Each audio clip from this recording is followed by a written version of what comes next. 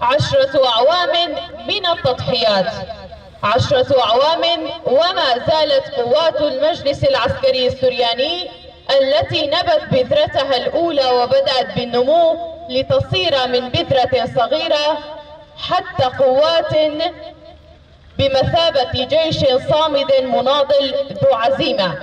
احتفالية النصر والاعتزاز بالذكرى 10 لتأسيس قوات المجلس العسكري السرياني، وخير ما نبدأ به احتفالنا هذا الوقوف دقيقة صمت إجلالا واحتراما لأرواح جميع شهدائنا.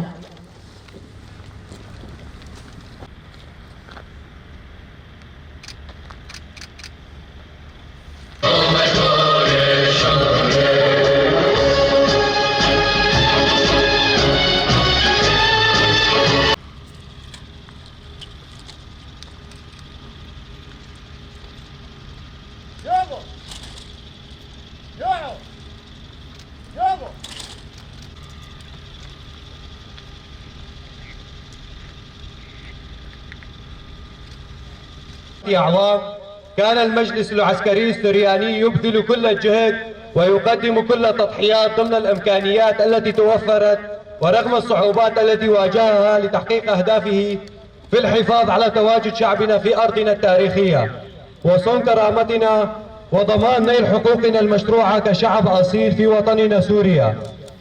10 أعوام منذ أخذنا على عاتقنا مكافحة التنظيمات الإرهابية ومحاربة الأنظمة الشمولية الرجعية وكل من شأنه أن يهدد أمننا وسلامنا والتصدي لكل من تعرض لمقدساتنا والوقوف سدا منيعا بوجه الأطماع الرامية إلى السيطرة على وطننا وتقسيمه.